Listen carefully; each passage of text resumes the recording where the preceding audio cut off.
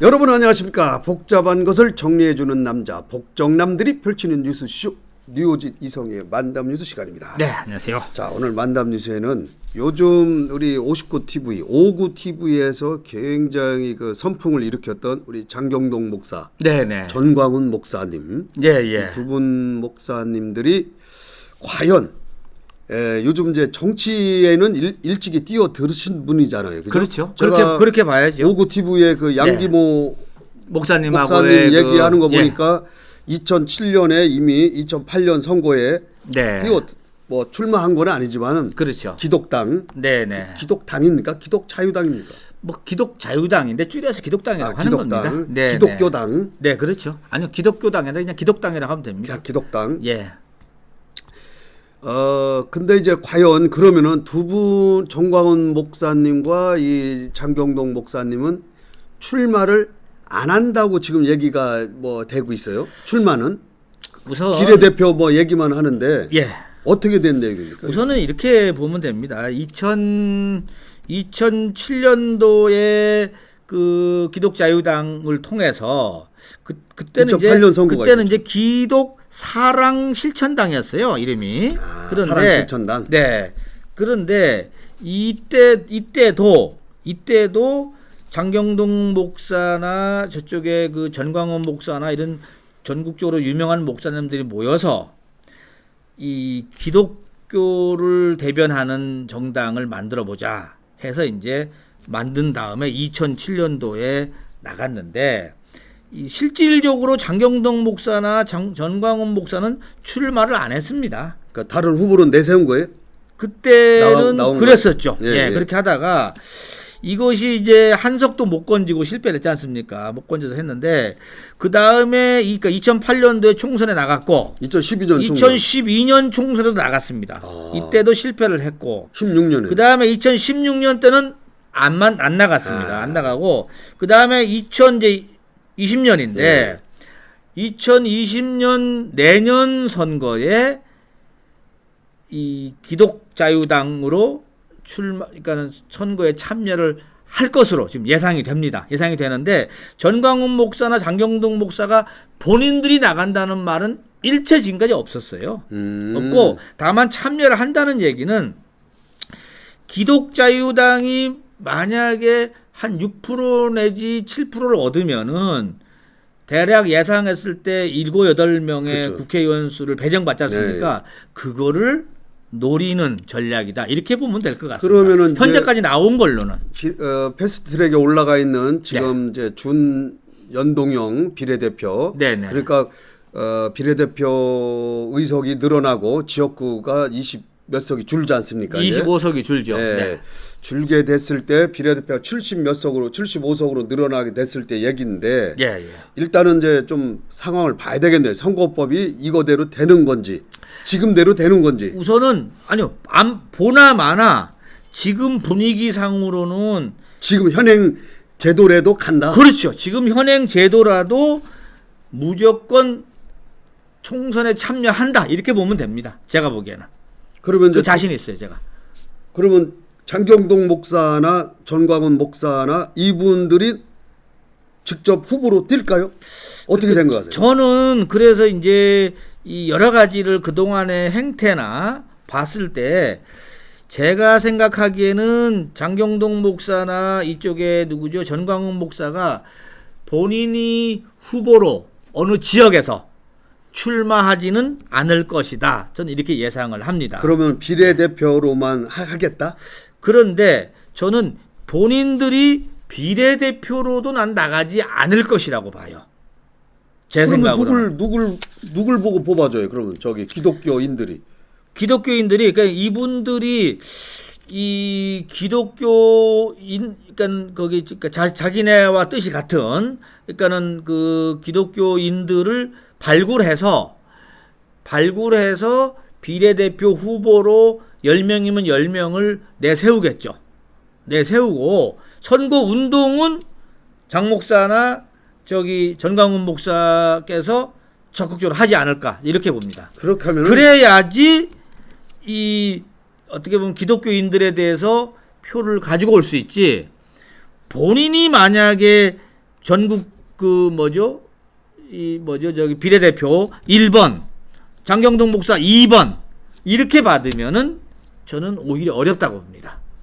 저는 또 생각이 다릅니다. 어떻게? 예. 왜냐하면은 네. 자기네들은 출마도 안 하면서 다른 후보를 밀어달라? 네. 아닙니다. 그리고 그 지역구에 출마자가 없는데 이게 정당 대표, 그러니까 정당 투표가 있지 않습니까? 네, 그렇죠. 그것만 해달라고 얘기를 하는데 예. 국민들이 뭐 짱굽니까? 그것만 하면 그것만 찍어줍니까? 아닙니다. 지역구에도 후보가 나와야죠. 좀 좋은 분들이, 신망 받는 분들이.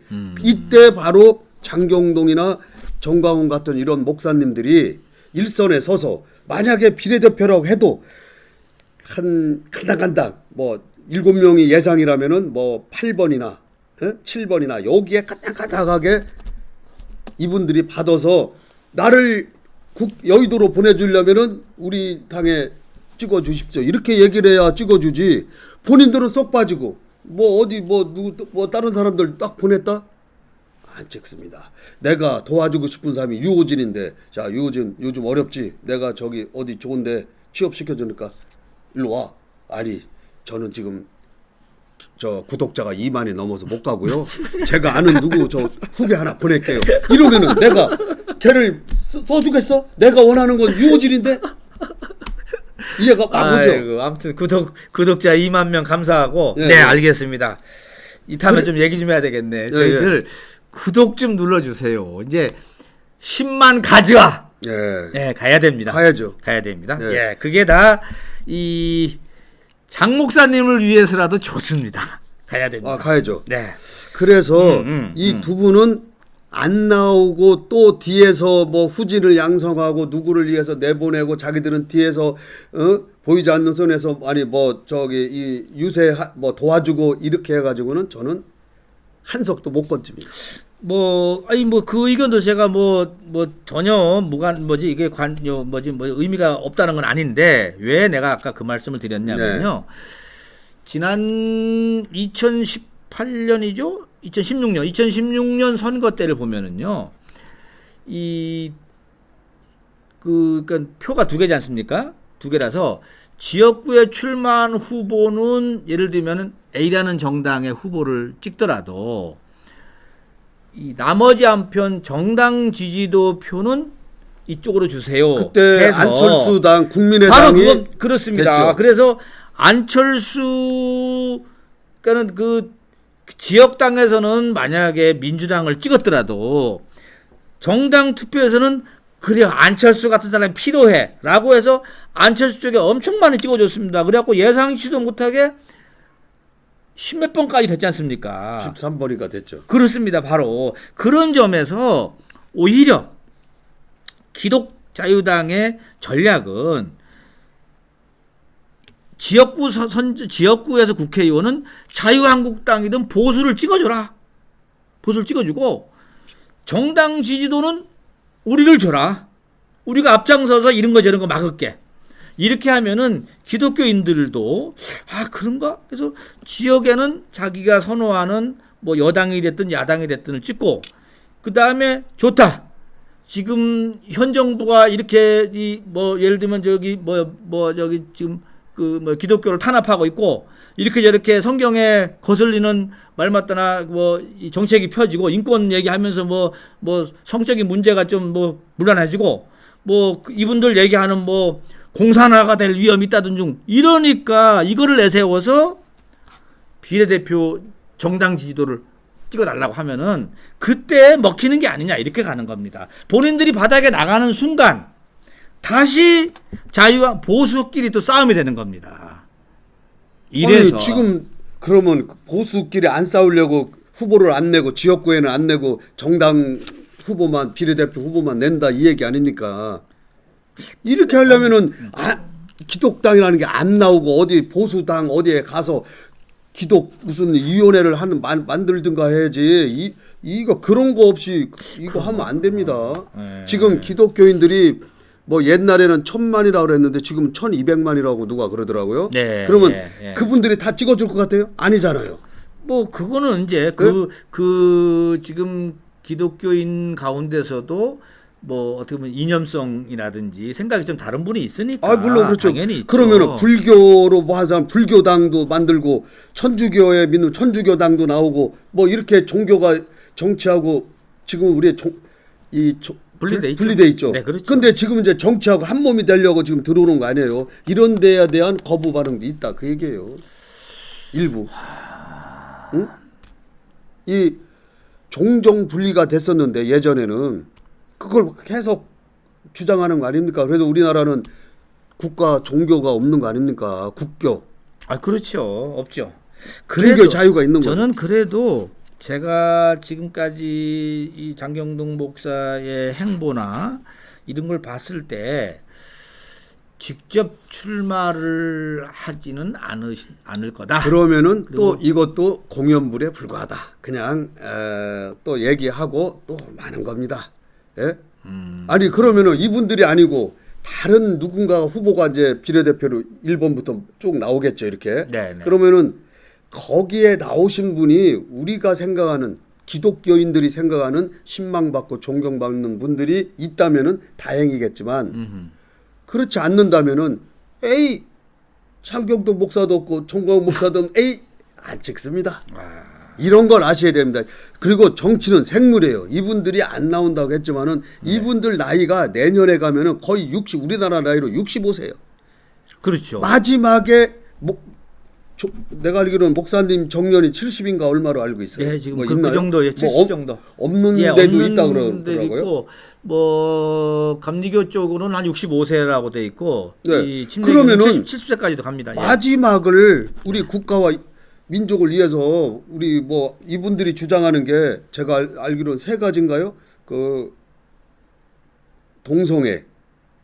아, 이쪽에서 여기는 아직 그 주장하는 거 보니까 꽤 많아요. 아, 많아요? 많은데 큰 틀에 보면은 지금 큰 틀에서 보면은 그 동성애를 허락하는 인권 네. 관련되는 거. 네. 그 다음에 이 한미동맹 깨지는 것에 대해서도 상당히 거부감이 많더라고 기독교인들이 정광훈 목사가 특히. 당연하죠. 이게 이제 왜 그러냐면은 뭐 이제 뭐 지금 뭐 청와대 주사파가 많니 뭐니 하면서 공산화 부분으로 갔을 때 공산당하고 이쪽 기독교하고는 완전 상극이거든요. 그러다 보니까 거기에 따르는 아니 불만이 막 그러니까 표출되는 거예요, 이제 지금 예를 들어서 그분들이 생각할 때는 지금 정권이 사회주의 국가로 지금 가는 게 아니냐. 그렇게 주장을 하고 있죠. 그죠? 그분들이. 예. 그러면 사회주의가 되면은 종교의 자유는 없습니다. 우리가 북한을 보면은 북한에 그렇지. 기독교 뭐가 있습니까? 그러니까 기독교는 공산화가 된다든지 사회주의화가 된다든지 하면은 자기들 존립 기반이 없어지기 때문에 이거를 막아야 되겠다는 게 이분들이 아마 주장일 거예요. 그렇죠. 그죠? 그렇죠. 예, 거기다가 그렇죠. 성소수자 그러니까 동성애를 뭐 합법화 시키고 이렇게 되면은 이 뭐 인구라든지 이런 거 뭐 출산 문제가 또 문제가 사회 문제가 되니까 그것도 있지만은 이 성경의 소위 말하면 창조적 그 하나님의 섭리하고는 전혀 배척되는 거다. 이렇게 보는 성경하고 겁니다. 달라지는 그렇습니다. 거예요? 그래서 지금 이렇게 알레르기성 반응을 보이고 있는 겁니다. 기독교에서는. 그래서 이제 제가 제일 볼 때는 큰 틀에 그런 거, 그 다음에 사회주의화 되는 걸 막자. 공산화 뭐 이렇게 되는 걸 아무튼 막자. 이러면은 지금까지는 말로만 할 게 아니고 우리가 직접 국회로 가서 법을 만드는 걸 제지하고. 그렇지. 이제 그런 얘기잖아요. 논리입니다. 예, 논리가. 그렇죠. 그러려면은 그런 논리를 제공하는 사람이 앞장을 서서 얘기를 해야 찍어줄까 말까인데 그것도 자기는 안 나오면서 나는 안 나오는데 그래서 나이가 지금 이분들이 꽤 많으니까 마지막 봉사라고 생각하고 한번 나와야 득표가 된다는 얘기입니다. 제 생각은 그렇다는 얘기죠. 그런데 내가 볼 때는 이분들은 가진 게 너무 많아. 목사님들이. 사실은 지금 안 해도 그거 국회의원 안 해도 나는 뭐 대우받고 많은 저기 성도들한테 이것도 받고 또 월급도 세잖아요. 이분들은 제가 알기로는 뭐 내가 보기에는 장 목사님은 좀 센 것 같은데 이쪽에 전광훈 목사님은 거기는 교회가 다 이렇게 사회 운동하느라고 돈 써서 없대요. 아 그래? 뭐 교회 그림 보니까 막 천장이 좀 막 지고. 아니 뭐 어찌됐든 간에 잘 안 갖고 왔는가 보더라고. 예. 그래서 이분들이 그렇게 나라와 국민을 위한다면은 이분들이 앞장서라는 얘기예요. 그러면 보수가 분열된다? 그러면 아예 하질 마야지. 그런 생각 보수 이런 거 따지지 말고 기독교인만 생각을 해야지. 그럼 이분들은. 그러니까 아마 자유한국당에서 우리랑 합치자라고 아마 할 거예요. 예? 우리한테 같이 합쳐. 응? 제가 보기에는 장 목사님이나 이분들이 이제 본인들이 또 나간다고 하면은 이 소위 말하면 그동안에 이 뭐랄까 국민의 마음을 움직인 이런 감동적인 부분이 왜요? 왜 그거 나간다고 해서 제로될 감동이 돼요? 가능성이 있지 않을까 아니 싶은데 이분들은 아무튼 목표가 있잖아요. 나는 이런 것 때문에 내가 출마를 했다. 나는 뭐 이분들 지금 얘기 들으면 국민을 잘 살게 하는 게 아니고 기독교인들을 잘 살게 하기 위해 지금 나온 거예요. 지금. 아니요, 그건 아니에요. 보니까는 그 자기네들이 주장하는 거는 예. 뭐 현 정부의 경제적 문제 파탄 또 이런 여러 가지가 있는데 국민을 생각하는 건 맞아요. 국민을 생각해요? 맞아요. 그럼 자. 국민을 생각하면 나오든지 해야지. 그럼 뭐 안 나오면서 표를 달라고 하면은 주겠어요. 물론 이게 이제 올 연말 정도만 지나가면은 윤곽이 나옵니다. 그렇겠죠. 내년 1월 나오죠. 딱 되면은 예. 뭐 죽이든 밥이든 뭐가 예. 탄생이 됩니다. 근데 정치는 생물입니다. 오늘 다르고요. 다음 달 다르고 1월에 또 상황이 달라집니다. 지금 기독교인들이 지금 고무적인 건 뭐냐면은 요번에 그 광화문 집회라든지 또 현 정권의 저 경제 실정 뭐 이런 거에 틈바구니에서 굉장히 그동안에 2008년, 2012년, 2016년보다는 굉장히 분위기가 좋습니다. 또 기독교인 전광훈 목사가 앞장서서 뭐 이런 얘기 많이 했죠. 고발도 당했지. 내란 선동죄로 고발까지 당했습니다. 그러니까 사람들이 많이 저분은 진짜 애국 투사다. 뭐 이런 느낌이 갈 정도로 분위기가 굉장히 좋은 건 맞아요. 그러니까 이번에 의석을 못 내면은 앞으로는 영원히 기회가 없는 거예요. 이번에 기회는 맞아요. 맞는데 본인들이 뺀 나머지 사람들을 낸다? 이거는 또 다른 문제다. 나는 나와야 된다. 전광훈 목사는 뭐 나갈지 모르겠는데 장경동 목사님 안 나갈 것 같아. 잃는 게 많으니까 그러면 못 나가는 겁니다. 그러면은 자 지켜보죠. 뭐 지켜보는데 지켜봐야죠. 아무튼 나가야 된다. 예.